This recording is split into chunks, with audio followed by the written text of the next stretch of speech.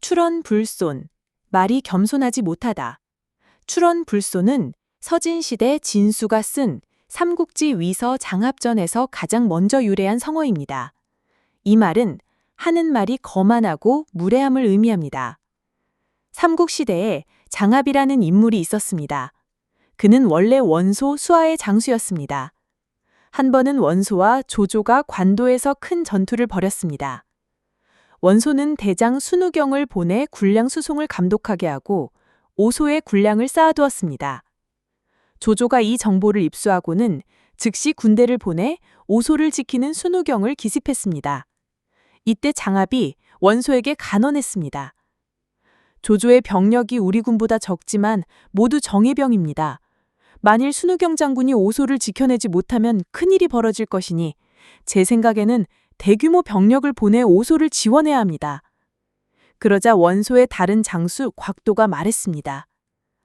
장합이 말은 좋은 계책이 아닙니다. 제 생각에는 먼저 조조의 본진을 공격해야 합니다. 그러면 조조는 틀림없이 본진을 구원하러 돌아갈 것이고 오소의 포위는 싸우지 않고도 저절로 풀릴 것입니다. 장합은 곽도의 일견을 듣고 옳지 않다고 여기며 말했습니다. 조조의 군영은 방어는 쉽고 공격은 어려워 단기간에 함락시킬 수 없습니다. 만일 순우경 장군이 사로잡혀 군량이 끊기면 우리는 패배할 것이 분명합니다.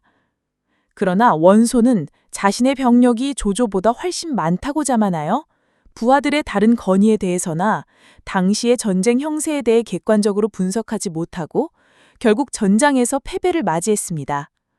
그 후에는 분별력마저 부족하여 소인배인 곽도의 일방적인 말만 믿다가 장합을 생명의 위협을 느끼게 하여 조조에게 투항하게 했습니다. 이 성어는 사람을 대할 때는 마땅히 예의를 갖춰야 하며 태도가 거칠어서는 안 되고 더욱이 무례하고 불손한 말을 하면 안 된다는 교훈을 줍니다. 출, 나갈 출, 나가다, 나오다, 내다라는 뜻입니다. 여기서는 말이 입 밖으로 나오는 것을 의미합니다. 말씀 말, 말씀, 언어를 의미합니다. 불, 아닐 불, 아니다, 뭐뭐하지 않다라는 부정을 나타내는 글자입니다. 손, 겸손할 손, 겸손하다, 공손하다라는 뜻입니다.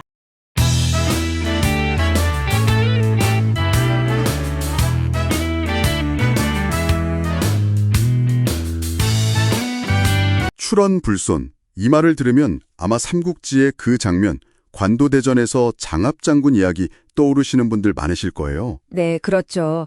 조조에게 투항하게 된 계기. 맞아요.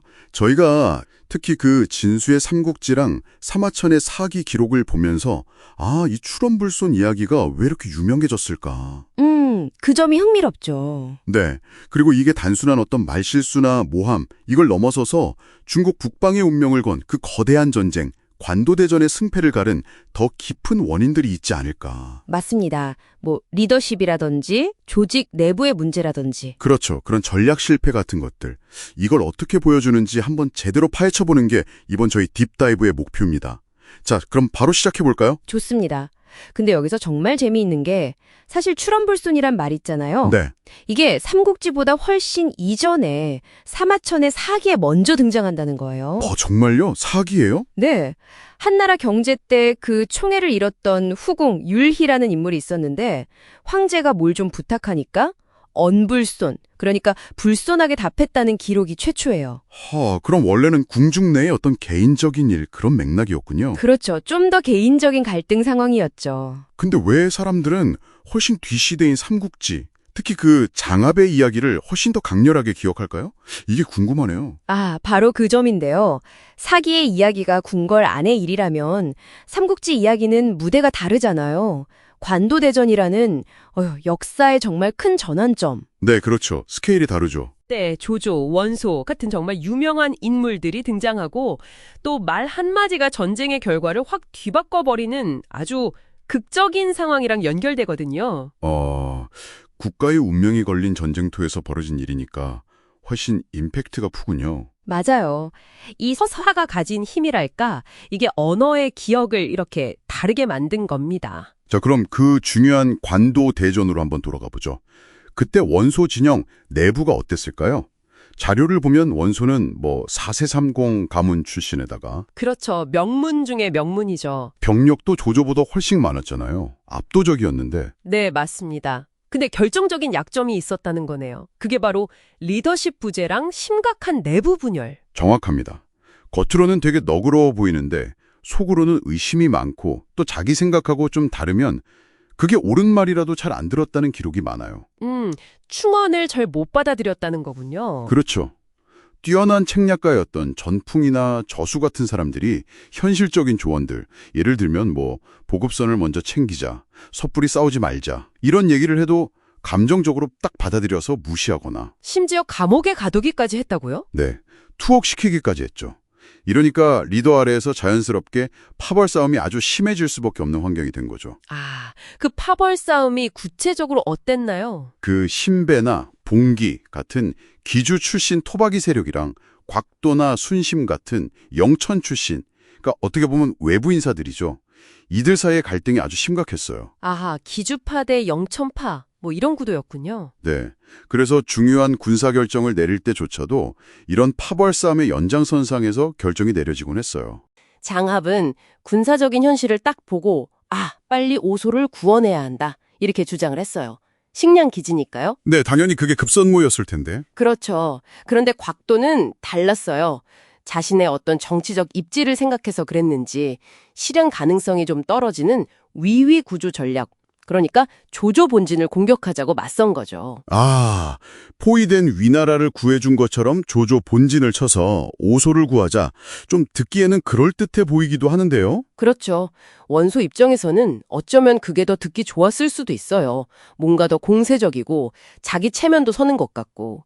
결국 원소는 곽도의 계책을 선택했고요.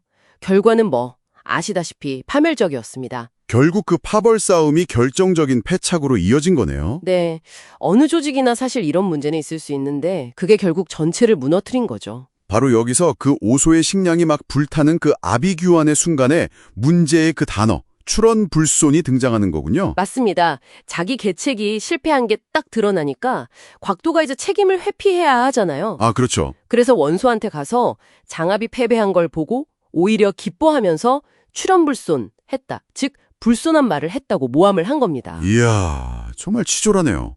근데 장합 입장에서는 정말 공포스러웠겠어요. 이미 여러 번 옳은 말 했는데 무시당했잖아요. 그렇죠. 안 그래도 계속 옳은 소리 했다가 찍혔을 텐데 이런 모함까지 들으니까 여기서 더 이상 미래가 없다고 판단한 거죠. 그래서 결국 조조에게 투항합니다. 그리고 조조는 장합을 갖다주고요. 네.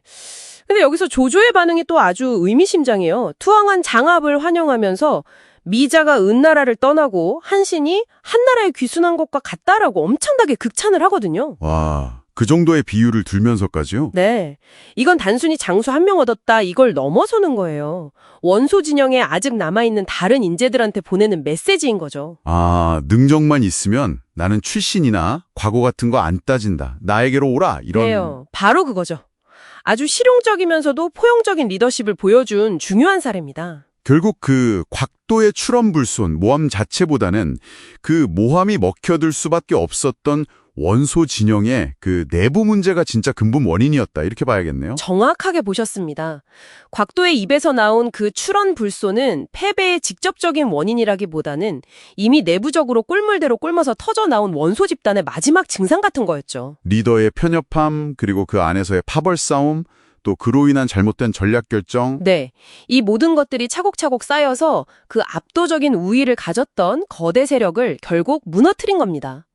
장합의 투항은 어떻게 보면 그런 망가진 시스템 안에서 능력 있는 개인이 할 수 있었던 가장 합리적인 선택이었고요. 리더 한 사람의 자질, 그리고 그 조직의 문화가 전쟁의 승패뿐만 아니라 역사의 방향까지도 바꿀 수 있다는 걸 정말 생생하게 보여주는 이야기네요. 그렇죠. 정말 많은 걸 생각하게 합니다. 자, 오늘 저희는 출현불손이라는 이 한 단어를 실마리 삼아서 역사 속으로 한번 깊이 들어가 봤습니다.